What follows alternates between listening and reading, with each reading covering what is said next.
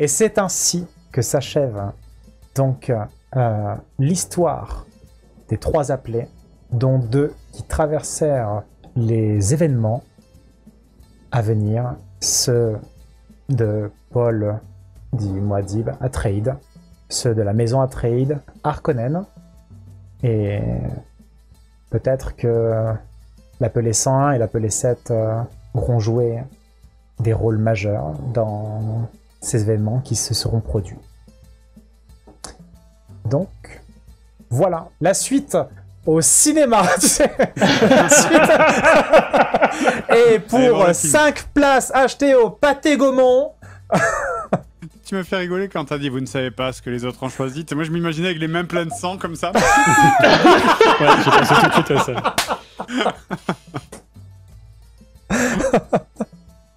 Donc voilà, c'est la fin donc du scénario, c'est la fin de l'histoire avec le Argos qui finalement le seul qui avait son nom et qui se retrouve à choisir sa destinée, quoi.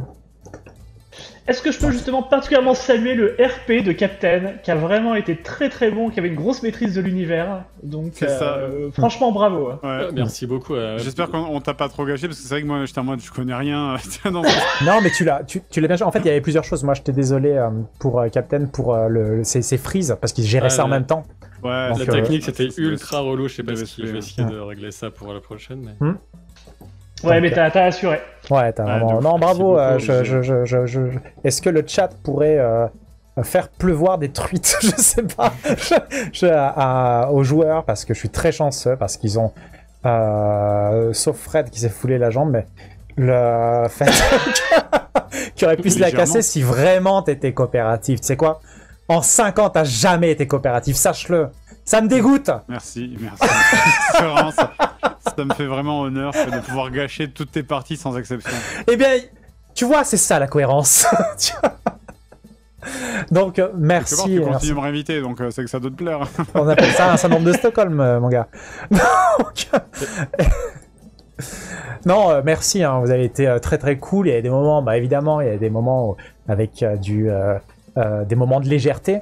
Mais à aucun moment vous étiez à côté. Il suffisait pas de connaître sur le bout des doigts l'univers. Certains s'en sont emparés parce que, évidemment, certains ont soit lu les romans ou ont pu faire preuve de, on va dire, plus d'immersion à certains moments. Mais ça n'empêchait pas les autres aussi de profiter de l'histoire, de s'emparer, de faire l'histoire qui vous ressemblait, quoi. En tout cas, moi j'ai pris vraiment beaucoup de plaisir. C'était vraiment très très cool, quoi. Ouais, c'est vrai que j'espère que ça t'a pas saoulé, parce que c'est vrai que moi j'ai l'habitude de jouer très cool, très chill. Et pas sérieux en fait, les parties surtout. Mais après, je sais qu'il y a aussi des joueurs de jeux de rôle qui aiment bien quand on s'immerge vraiment dans le truc. Donc, Non, mais ouais, mais il n'y a aucun problème. Moi, j'ai essayé. Moi, c'est vrai que j'ai l'habitude, j'essaie de jouer le rôle à fond et tout. Ouais. Il y avait tout. Avec des gens comme moi, c'est difficile. Non, je pense que ce qui était le plus blasant pour Captain, c'était plus les problèmes techniques que la synergie. Ça devait le rendre fou, je pense. Et ouais, tellement. Donc, il fallait jouer et en même temps gérer la technique. Donc, sang-froid, bravo pour le sang-froid là-dessus, que tu règles ce que tu as réglé pour ne pas. Ouais, si quelques fois j'ai l'impression de tirer la tronche, c'était à cause des problèmes techniques. Hein, et puis j'étais aussi concentré pour essayer de suivre en même temps. Ouais. C'est vrai que chaque fois que t'avais un freeze d'image, mec, tu joues tellement tueur, c'est clair. Moi, je veux ta tête sur un coussin, égorger sa famille et qu'il a enterré, quoi. Devant chez moi, tu sais. Tu sais, pour moi, je veux, tu sais, tu sais, à Halloween, les tenues de fantôme, mais avec le visage tu sais, pour demander des bonbons, tu sais. Le mec, il vient, il lâche les bonbons, il fait comme ça, tu sais. Donc ouais, en tout cas ouais, j'ai pris vraiment beaucoup de plaisir. Évidemment, bon, je connais un peu les rouages de Fred et j'ai toujours énormément de plaisir à jouer avec Fred. Odieux, on apprend à plus fonctionner ensemble, évidemment. Et là, c'était une première avec Captain, mais évidemment qu'il y a un temps de mise en place pour la synergie. Et il y avait quand même quelques fulgurances, quelques moments où on sentait que vous étiez bien dedans, quoi, entre les moments de légèreté. Donc non, vraiment très très cool, quoi. J'espère que ça vous a plu et que même si certains ne connaissaient pas l'univers, vous avez pu quand même en saisir certains enjeux. Oui, c'était cool. Donc, bravo à toi. Merci beaucoup, bravo à toi, bien sûr. Merci Maya. Donc merci beaucoup, des bisous à tout le monde, merci d'avoir été là et à tout vite. Ciao, Des ciao. bisous. À très bientôt. Merci, Ciao, Tony. tout le monde, Salut. merci Bye bye. beaucoup. Bon, ça vous parle? Ça vous parle donc d'une salle d'apparition, scénario, début. Alors évidemment ça va spoiler. Navré. Déso, pas déso. Avec évidemment ce que vous avez pu...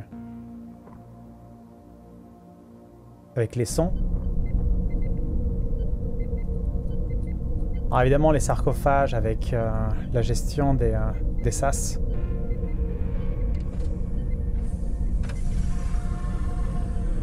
L'ouverture. Des sarcophages où se trouvaient les personnages. Alors évidemment là vous allez voir l'envers du décor. Vous allez voir l'envers du décor et vous allez voir aussi également ce qui s'est passé. Et également les what if, c'est-à-dire que les scénarios, quand je les gère, je les playteste. Je les playteste toujours. Je les playteste toujours de manière à affiner un ou deux détails. Mais comme il y a un gros travail de sound design derrière, c'est important pour moi de pouvoir faire en sorte d'affiner ça. C'est-à-dire qu'au niveau régie, je gère ça de manière totalement indépendante. Donc c'est hyper important d'avoir la main mise sur ce qui implique une telle précision. J'ai des dossiers son par pièce. J'ai des dossiers, je crois qu'on est à environ 150 sons différents sur Dune. Ninja cracotte. J'avais pas prévu le son de la cracotte. Je suis vraiment navré. Vraiment navré. Il y avait une gestion vraiment différente. Alors là, quand j'ai fait le playtest sur cette première partie, le premier groupe a été plutôt assez investi dans ses rôles. A été assez investi dans son rôle. Avec notamment une interprétation assez juste des personnages. Il n'y a pas eu d'inadéquation. Il y a eu une sorte de concurrence, il y a une sorte de lassitude qui s'est installée en début de scénario, mais pas de haine, pas de colère ou quoi que ce soit.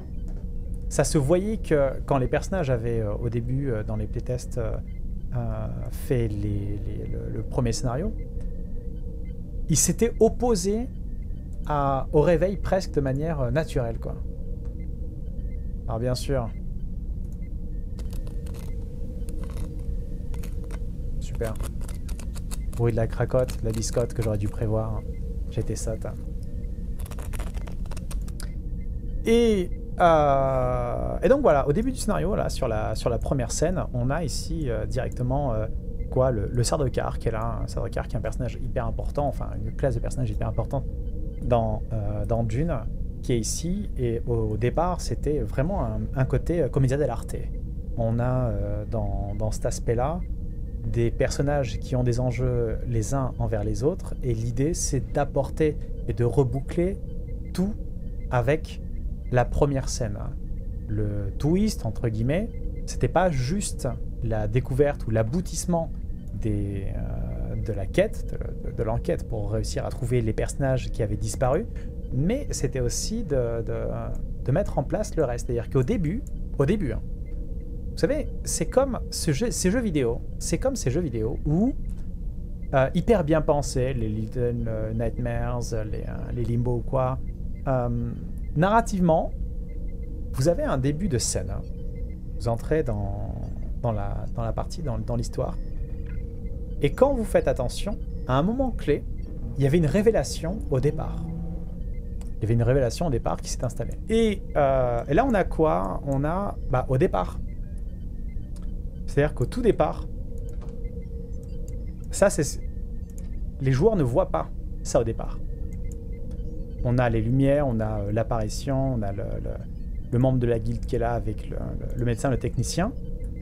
Mais dès le départ, en fait, quand ils arrivent dans cette pièce, la pièce suivante, c'est la fin du scénario. Au départ. Dès le début. On avait juste là avec... potentiellement les deux autres qui pouvaient libérer et les 3 lieutenants de la maison Corrino. Au tout départ, quoi. Hop, hein. Donc ça, c'était vraiment pour la première séquence, avec évidemment différents types d'ambiance en fonction de comment est-ce que les personnages auraient agi et auprès de qui ils arrivent, quoi. Notamment le cœur du système. Notamment l'énergie ici au centre. Et puis après, ils arrivent sur Arrakis. Regardez, hop là, ça c'est la map. Ça c'est la map. Ça c'est la map. Voilà, avec la venue de...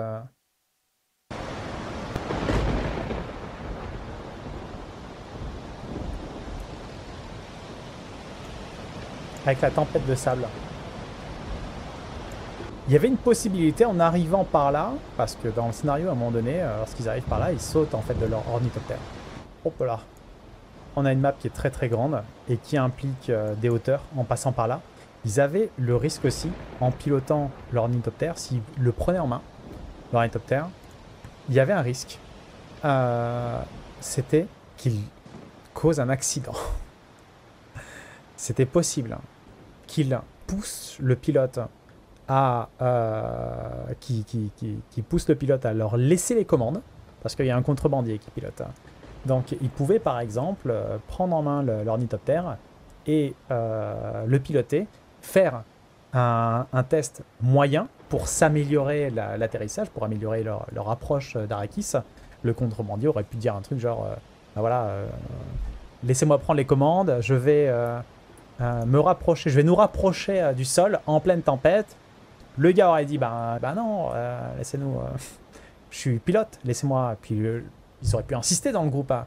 Et à ce moment-là, prennent les commandes de l'ornithoptère et en foirant, peut-être qu'ils auraient amélioré leur approche au niveau d'Arrakis, mais derrière, on aura entendu... Ah, crotte de marmotte. Je crois que on a cassé le machin qui nous permettait de... Voilà. Ils auraient pu. Et là, au niveau indication, au niveau des endroits zen,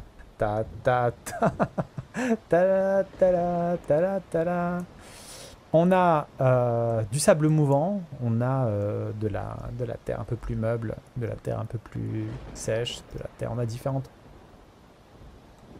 types de sol en fait. Des hauteurs, ils auraient pu aller par le haut, par le bas. C'était leur choix, hein. Ils auraient pu contourner, se mettre un peu plus à l'abri, essayer d'éviter les endroits. Ils ont tracé tout droit, ils ont vraiment tracé tout droit. Et ils ont pris le risque d'aller dans les sables mouvants. C'est leur choix. Encore une fois, la partie a ressemblé à ce qu'ils voulaient. Et là, ils se sont beaucoup aidés. Et dans la partie playtest, lorsqu'ils sont arrivés ici, les joueuses, parce que j'ai un groupe, je sais pas comment dire ça, mono-genré, je sais pas, mono-filament, non, monoski, non, genre, je ne sais pas. Et ils auraient pu faire des moves intelligents. C'est bien trop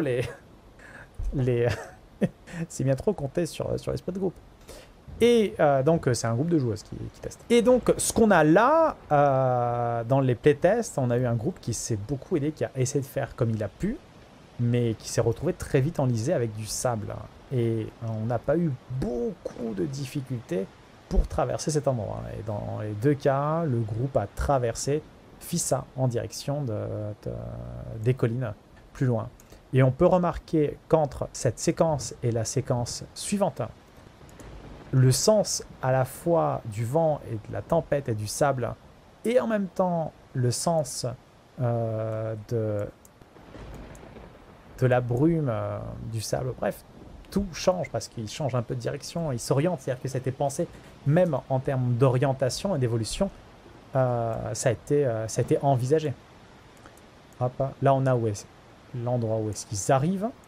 Alors là c'est vraiment sans aucun brouillard de guerre. Ça c'est pas ce que voient les joueurs. Ce que voit un joueur c'est ça. Ok?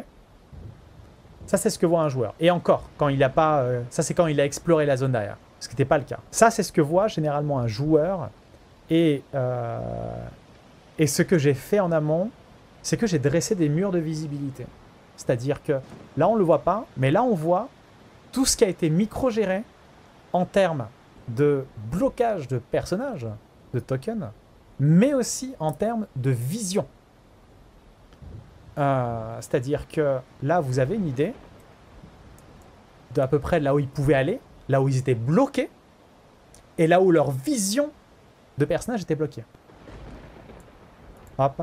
C'est-à-dire que ça, ils peuvent pas voir derrière là, et ils peuvent pas passer par ici parce que c'est trop haut, c'est trop bloqué, c'est trop et ça a été sciemment fixé. Ça a été totalement sciemment fixé. De la même manière que le sens du vent, le sens de l'épice et tout ça a été pré-prog. Et là, vous pouvez voir aussi qu'il y a des petits effets partout qui traduisent un peu à la fois le climat. Là, vous voyez en transparence, ce que les joueurs ne voyaient pas, ce que personne ne voyait. En fait, l'intégration donc des scorpions, des sables. Et il y a aussi autre chose en termes de sound design, c'est que arrivé dans cet endroit, le son de la tempête était lui-même différent. On arrivait dans un vent de désert un peu engorgé en fait, un peu dirigé par... On avait quelque chose qui se rapprochait plus de ça. Avec du vent qui était pris dans des gorges. Moi, j'ai déjà fait une map sur Roll20 pour un JDR privé. C'était vachement chronophage. Tu as mon respect pour faire des maps aussi. Eh bien, merci beaucoup. C'est vraiment... il y a un nombre de temps de travail derrière qui est assez ouf, quoi. Mais oui, ça fait plaisir parce que, en fait, faut l'avoir fait pour réaliser à quel point ça prend du temps. Et le sound design était complètement différent arrivé là que dans les collines, que en pleine tempête, avec évidemment le fait de progresser en pleine course, parce que le sol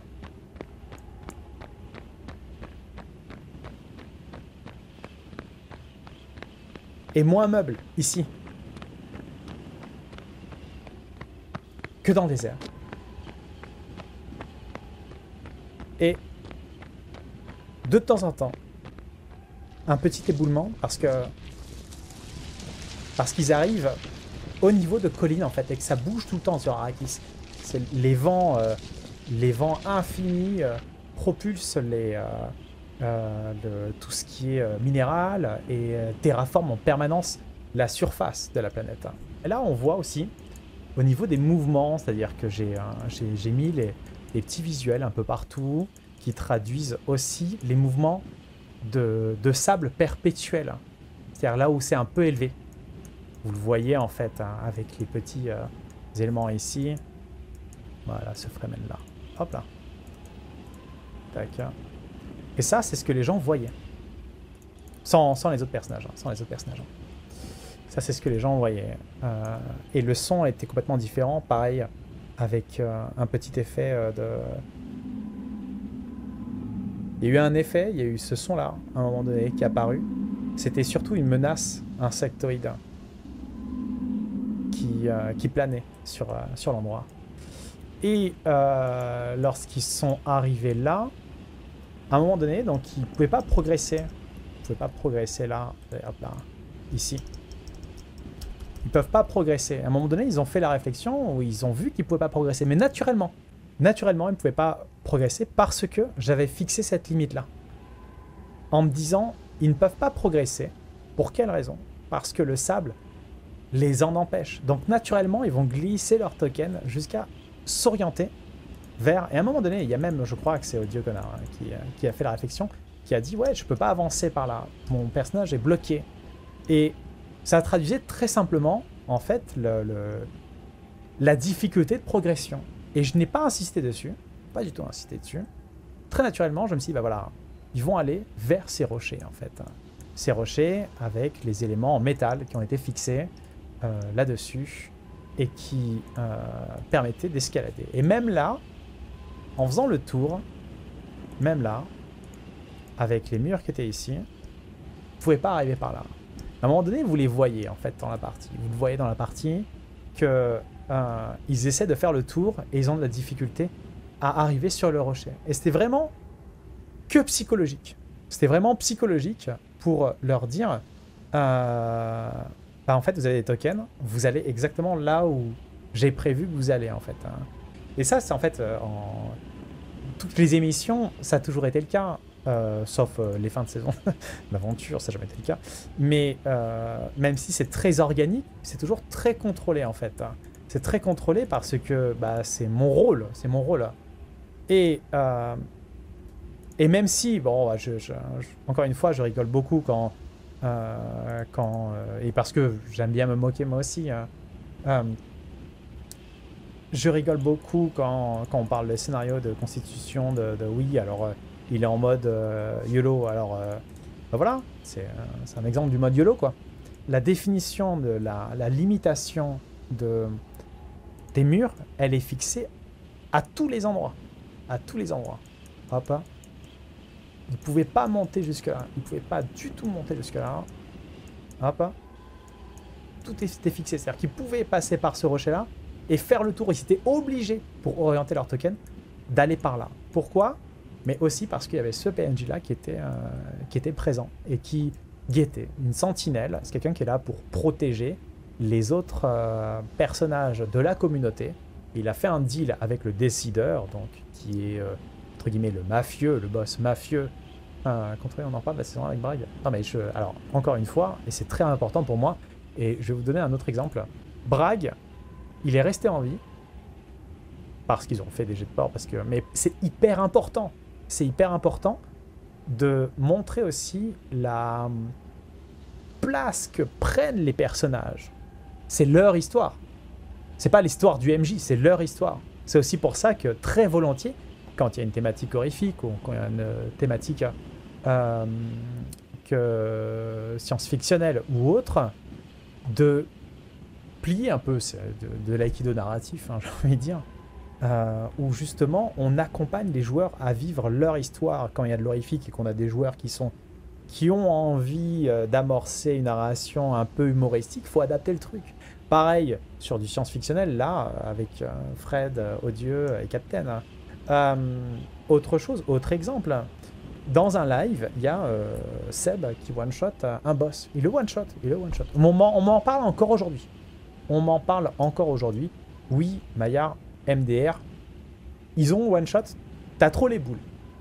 Alors, oui, j'en rigole, je dis, c'est quand même moche, tout ça, je rigole. Mais la réalité, elle est là, en fait. La réalité, elle est là. C'est hyper important d'accepter ou de montrer la surprise que peut générer un joueur dans une telle situation quand toutes les planètes s'alignent. C'est hyper important. Ah non, mais après, c'est ma façon de voir les choses. Hein. Moi, je veux pas... je sais que tous les MJ sont pas comme ça. Moi, c'est ma façon de voir les choses. Je suis prêt à modifier totalement la fin d'un scénario s'il y a un effet des joueurs qui va dans ce sens-là. Donc on a le personnage qui était là. Alors le personnage, c'est vraiment, je dirais pas un sidekick, mais c'est le guide en fait du groupe. Et ça a plusieurs intentions. À la fois narratives, mais en même temps pour des joueurs qui découvrent le jeu. C'est-à-dire que là, on avait Captain qui connaissait l'univers de Dune, on avait Fred qui connaissait pas. En ayant quelqu'un de local et de a priori prêt à aider, eh bien, qu'est-ce qu'on a ? On a derrière la possibilité d'obtenir un PNJ qui aide à la compréhension des enjeux. Et c'est hyper important, et de manière légitime, finalement. Donc on a ici les scorpions avec un enjeu à fixer qui est un enjeu interactionnel, finalement. Il y avait un moyen de ne pas affronter les scorpions ? Non. Il n'y avait pas moyen de ne pas affronter les scorpions pour la simple et bonne raison que les scorpions ne sont pas juste un danger d'un point de vue narratif, d'un point de vue histoire. L'intérêt des scorpions n'est pas juste de dire il y a des méchants, on va faire la bagarre. Ils génèrent l'accroche et l'interaction avec la scène suivante, en blessant un des joueurs. Donc, de poids, de mesure, il y a un danger qui est présent, qui est fort ici. Mais derrière, il y a aussi comme intérêt de fixer une interaction très facile à mettre en place, notamment avec le fait d'obtenir le soin d'un PNJ et donc d'engendrer des enjeux relationnels. C'est vraiment ça l'intérêt. Donc on arrive avec des scorpions qui embusquaient, qu'ils surveillaient, le Fremen. Et derrière, on a quoi d'autre? On a un premier enjeu interactionnel ici, avec ce personnage-là, et un autre enjeu interactionnel dans la scène suivante. Et en fait, les deux enjeux sont imbriqués l'un dans l'autre pour amorcer l'enjeu global. Donc voilà. On a ça. On a derrière... hop. Je suis très content de cette map. Elle est très belle. Je la trouve très très belle. Et là, vous avez une idée d'une scène qu'ils n'ont pas en live affronté ou qui n'ont pas joué. Parce que ce que vous voyez là, ce sont des tokens qui étaient en transparence. Et on a là l'ensemble de la scène. Avec les volutes, avec... Alors il n'y a pas de... Comment dirais-je? Il y a des personnages qu'ils auraient pu rencontrer, qui auraient pu leur dire ceci se passe comme cela dans la moisson. Alors cette communauté-là, qui est ici, subissait un peu donc la présence de la mafia. Encore une fois, c'est mafia avec des parenthèses. Hein, on parle de mafia en des termes de Dune. Hein, donc là, c'est vraiment vulgarisé quand je dis ça. Et qu'est-ce qu'on a? On a ici des gens qui auraient pu parler de leur malheur lorsqu'ils font de la moisson. Et encore une fois, arrivé dans cet endroit-là, on a des éléments de sound design qui sont complètement différents. Avec un vent, parce qu'il y a quoi? Il y a une dizaine de types de vents différents dans la partie. Il y a une dizaine de types de vents différents qui ont tous été au casting. Je pousse un peu le son, hein.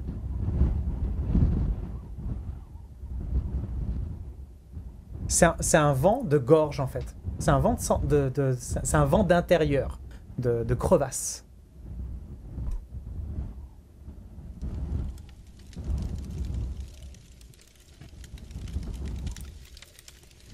Avec des gens qui essaient de faire du feu. Alors je vous pousse un peu le son est un peu fort exprès.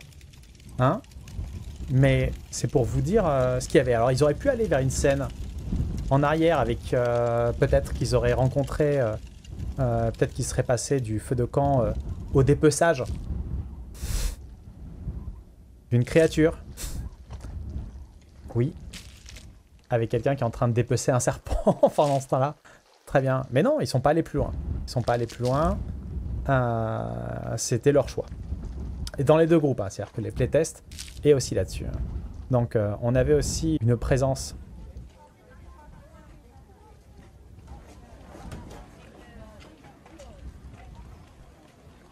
Voilà, là vous êtes dans la communauté des moissonneurs d'épices, présents ici même. Et donc ils sont arrivés ici. Et en venant là, qu'est-ce qu'on a? On a à la fois ce personnage-là qui a des enjeux. Et l'enjeu, il a été fixé dans la scène précédente avec la notion de service donné, service rendu. Parce qu'il a aidé le groupe d'une manière ou d'une autre, il les guide. De toute façon, ils ont besoin de guides en venant là. Mais en même temps, il n'y a pas 15 000 personnes à qui faire confiance. En arrivant là-haut, alors j'avais pris 2 tokens différents hein, pour mettre un peu de vie, c'est-à-dire que le personnage, il s'assoit ou il s'allonge, il est un peu vivant, il est géré différemment. On a ici le décideur, hein, donc, qui est le personnage qui est à la tête, un peu, je dirais pas de l'oppression, mais à la tête du groupe, qui appuie sur la communauté présente et qui fait du deal avec la guilde spatiale. Et ce qui n'a pas été joué en live avec Fred, Odieux et Captain, mais qui a été joué par les joueuses de playtest, c'est la possibilité de briller dans l'arène. Et ce qu'il aurait fallu, c'est rencontrer ces charmants serpent qui aurait pu... qui était là et qui représentait une menace, somme toute, assez forte. Alors évidemment, là encore, au niveau sound design, on a différents types de menaces.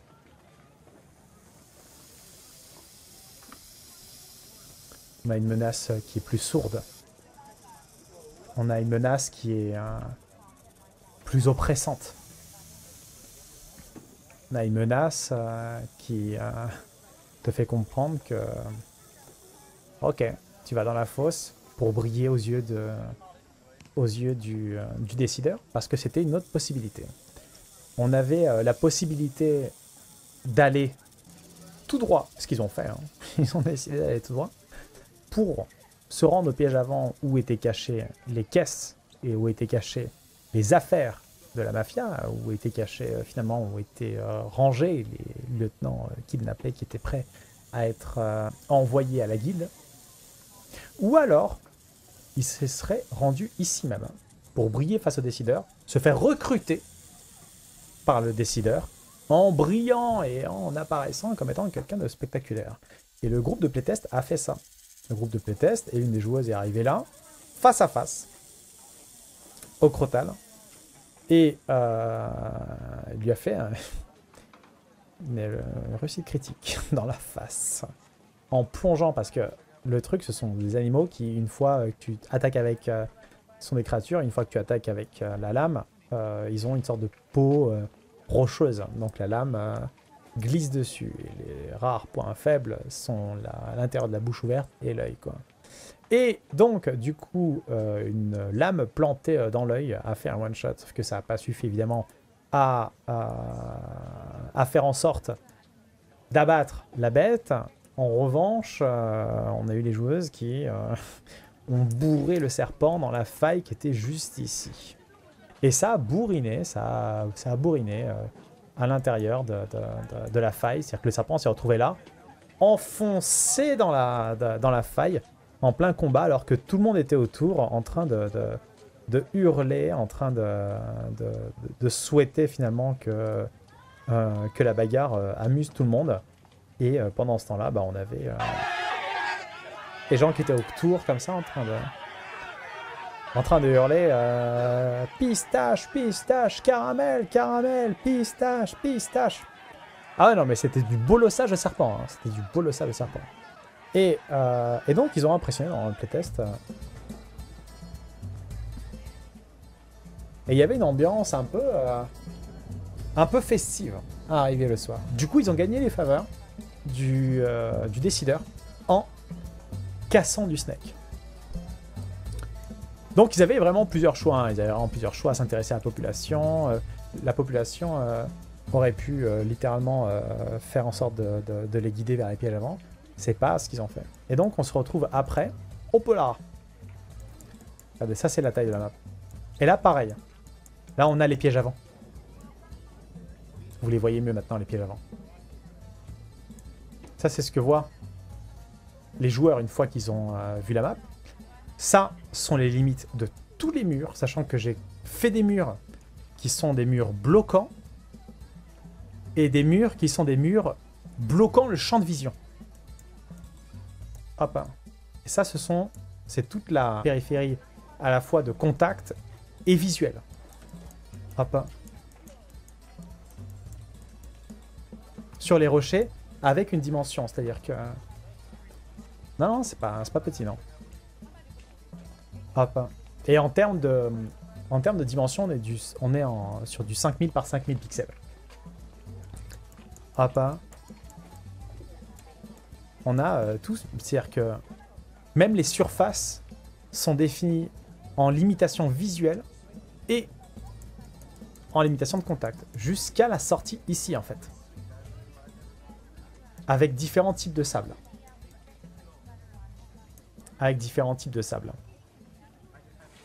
Allez, hop, hein. Pour vous montrer donc le détail qui est fait, on a le sable qui est sous les rochers, qui est différent, la matière sous les rochers est différente à l'approche des rochers en fait, des rochers pardon, des falaises, des petites montagnes.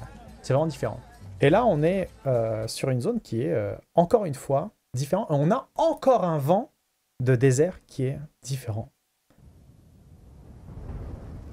Ce vent-là apparaît pour la première fois dans le scénario. Et c'est encore une fois une intégration sonore qui est totalement différente. Avec de la reverb et tout, et du déplacement.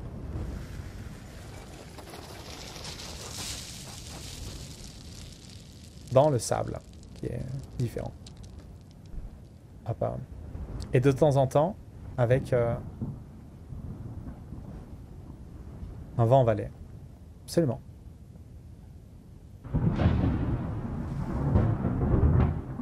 Je mets un peu fort, hein, éventuellement, pour que vous ayez à peu près la notion de tout ce qui est géré en coulisses, quoi. Et en fonction de si tu es à côté, tu as des tas de rochers qui sont éboulés et qui proviennent de la falaise, ou quoi. Et donc là, ce qui s'est passé dans le playtest, il y avait deux grandes pistes. Il y avait deux grandes pistes. Le groupe de Fred... Pardon. Le groupe de Fred, Odieux et Captain a été très bourrin. C'est leur choix, hein. Encore une fois, c'est totalement leur choix. Mais le premier groupe a décidé, donc s'est fait recruter par le décideur. Je trouve ça fort de réussir à gérer autant de sons aussi rapidement en fonction des besoins. Ah oui, non, mais c'est un choix, hein, c'est-à-dire que c'est le réussite critique. Pour le coup, là, les émissions qu'on fait ici, le choix, c'est d'avoir une régie autonome. Alors, ça demande des ressources qui sont très, très importantes en termes de temps, en termes de travail de préparation d'émissions, mais c'est une régie totalement indépendante qui a été mise au point. Donc, moi, je vous redis, hein, mais c'est donnez-moi les moyens de faire des émissions et vous les aurez, en fait. Donc, et là, vous avez un aperçu de ce qui est arrivé avec Dune, avec Batman. Et pour le coup, non seulement j'ai passé de très bons moments avec les joueurs, mais il était hors de question qu'il y ait un travail qui soit moins bon qu'un autre, en fait, hein, en proposant des explorations de l'univers qui soient pointues et immersif même. Parce que c'est une exploration.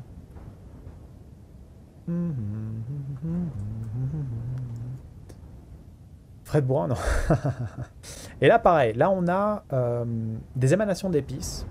Encore une fois, si vous remarquez, la première fois, quand ils viennent par là, le sens des brumes, ça vient de l'est et ça va doucement vers le nord.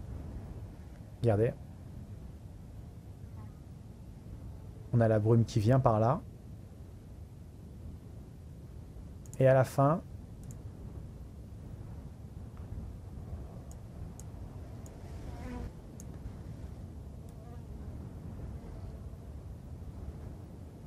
on a l'orientation qui est plus par là. Hop.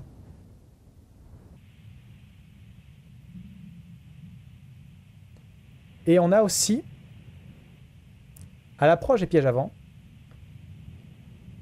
on avait aussi ceci.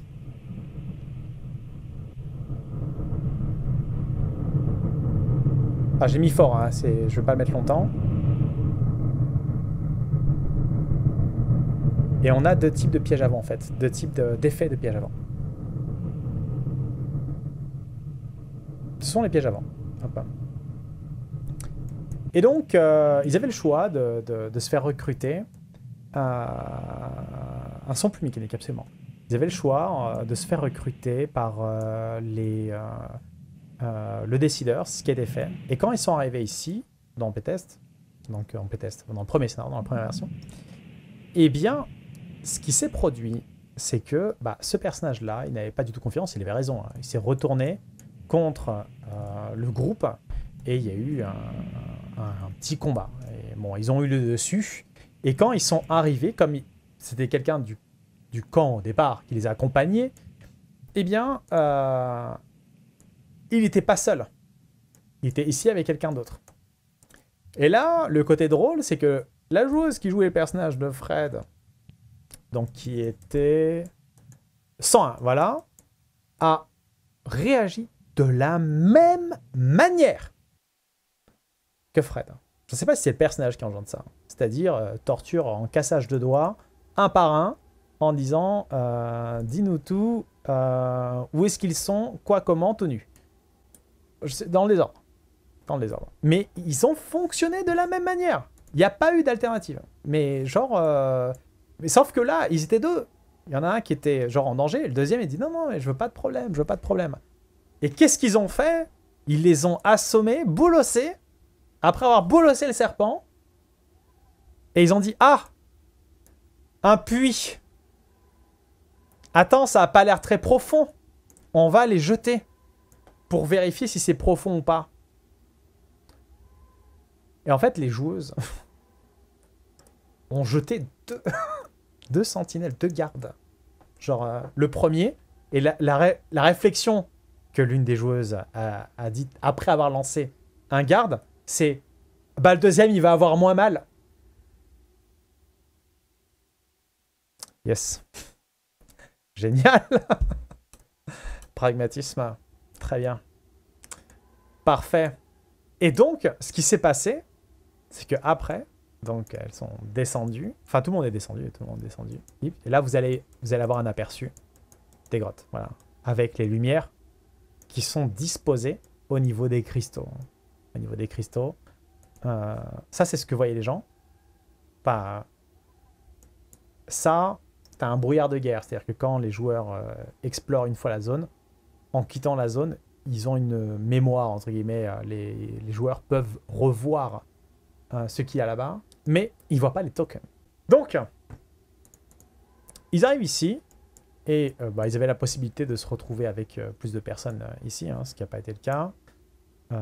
Hop là, hop là.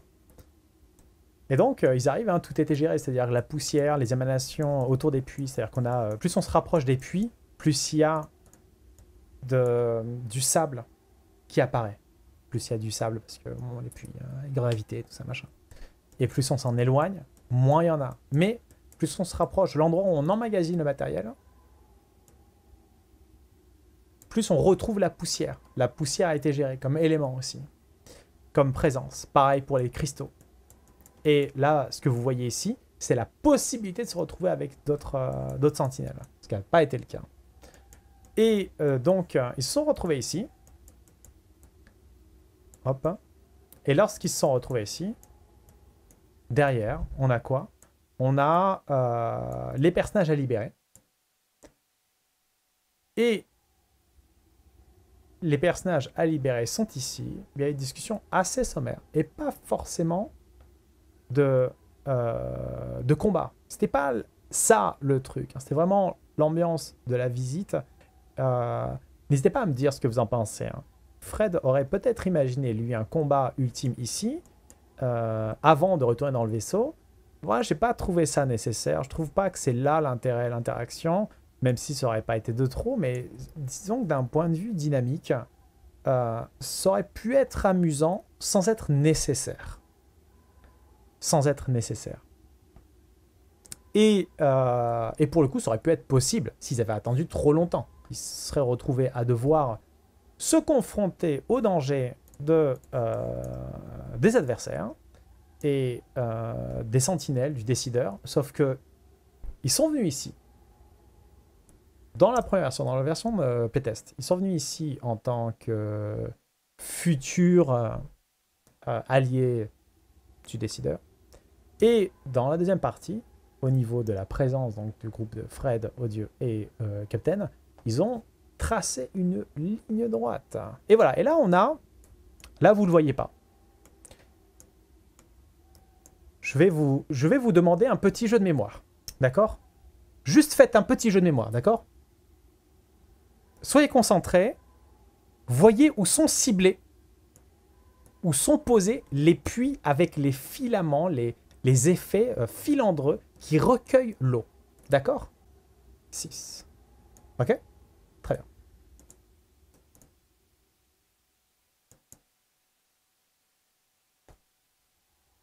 Voilà. Les puits qui récupèrent l'eau sont disposés exactement aux endroits où se trouvent les pièges à vent. En dessous. Exactement. Mais exactement. Et je m'en suis assuré en mettant, en superposant les deux maps, en fait. En superposant les deux maps, et en même temps, en voyant si c'était situé exactement en dessous. Donc, c'est le cas. C'est exactement le cas. Et là, pareil, l'effet souterrain, il y a encore un vent différent. Je mets de manière... non, je pousse un peu. Mais on a un vent sourd.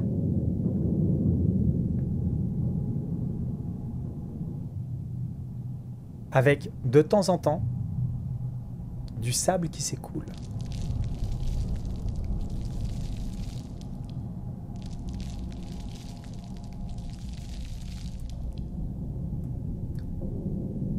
Ces détails que je n'avais pas remarqué. Mais personne ne remarque tout ça. Personne qui ne remarque tout ça. Et c'est même pas fait pour être totalement remarquable, totalement remarqué.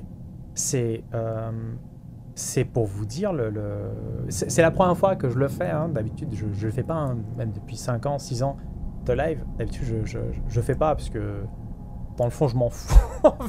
Dans le fond, je m'en fous de dire j'ai bossé comme ceci ou j'ai bossé comme cela.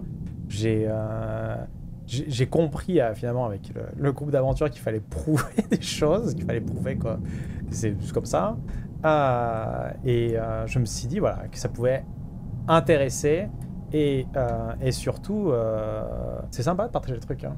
Mais alors j'ai l'impression, alors bah, ça c'est moi qui ai appris ça. Hein. C'est-à-dire que j'ai l'impression qu'il faut évoquer les choses clairement pour avoir une idée du travail qu'il y a en coulisses, alors que j'en ai jamais vraiment éprouvé le besoin.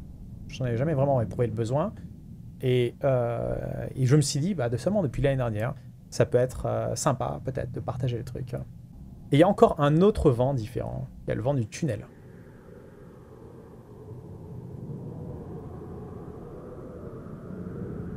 Il y a du vent du tunnel et des effets souterrains.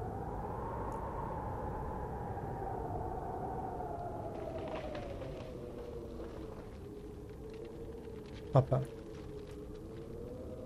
Joli vent. C'est ce que on me répond souvent quand on m'envoie un mail. Allez, vas-y. C'est bon. Et à la fin du scénario, on se retrouve en faisant un tour complet de l'histoire. On se retrouve au début avec le retour dans le vaisseau, avec le Sardaukar. Mais pas que.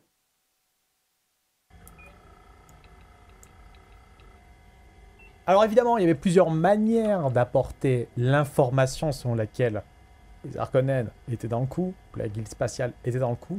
Il suffisait de déclencher l'étincelle de l'histoire pour reboucler avec la fin qui implique donc ce personnage-là qui propose ensuite aux 3 PJ le choix ultime en arrivant par là.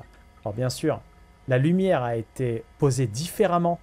Regardez, hop, les effets de lumière sont tous gérés différemment en fonction de où se trouvent les PNJ. Les PNJ qui n'étaient pas les lieutenants les PNJ qui ne sont pas les lieutenants sont dans les cellules avec des lumières qui sont fixées. Regardez, hop là. Pareil, ils avaient le choix hein, au départ, hein, c'est-à-dire d'aller dans des endroits pour essayer de jouer avec les ordinateurs, de voir le contrôle, le système. Ils auraient pu... Hop, hein. Ils auraient pu faire tout ça. Tout ça, c'est des choses qu'ils auraient pu décider. Hop là. Et en venant ici, en verrouillant, ils se retrouvent donc ici pour le choix final, jusqu'à se retrouver là.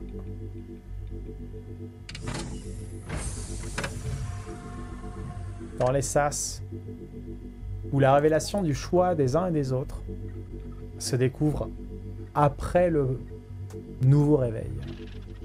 Et on a quoi? On a eu dans le premier scénario, il y a une des joueuses qui a refusé. Dans tous les cas, il y a eu... tout le monde n'a pas accepté le choix final. Moi, je trouvais ça cool. C'était très représentatif. Mais ouais, donc voilà, si vous avez des questions, n'hésitez pas. En tout cas, moi, j'ai vraiment pris de plaisir à préparer tout ceci.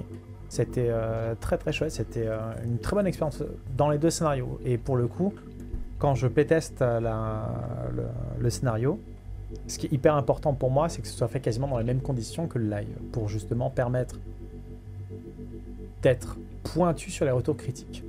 Commandeur de taf, je ne sais pas du tout. Je sais pas, on parle en semaine. Donc, il y avait une possibilité de rachat de la dette sans tuer les officiers. Non. Non. Non, il n'y avait pas de possibilité de deal. Parce que c'était pas un deal genre moche, c'était un deal tranquille, en fait. Donc voilà. Voilà, ça c'était le cas pour le Dune. C'était une bonne expérience pour moi. J'ai très envie de refaire du Dune, en vérité. J'ai très envie de refaire du Dune. C'était possible pour les personnages de s'enfuir sur Arrakis. Alors oui, mais il y avait un élément que j'avais pas évoqué, que j'aurais évoqué après, éventuellement, mais ça aurait trop fait peser une menace sur les personnages. Il y avait la possibilité d'évoquer une sorte de bombe corticale implémentée dans les personnages. Et il y avait deux autres alternatives, c'est-à-dire que les personnages auraient pu pactiser avec la mafia locale, mafia entre crochets encore une fois, avec la mafia locale pour être cachés dans les grottes, là où la menace représentée par la guilde spatiale serait passée à côté. Ils auraient pu survivre, mais cachés en permanence. Est-ce que c'est vraiment une vie? Ils auraient pu, hein. Ça aurait été un final en demi-teinte, en vérité. Ça aurait été vraiment un final en demi-teinte. Donc voilà, c'était le retour sur Dune. Je vous propose d'aller explorer Gotham City dans le nouvel épisode de Making of.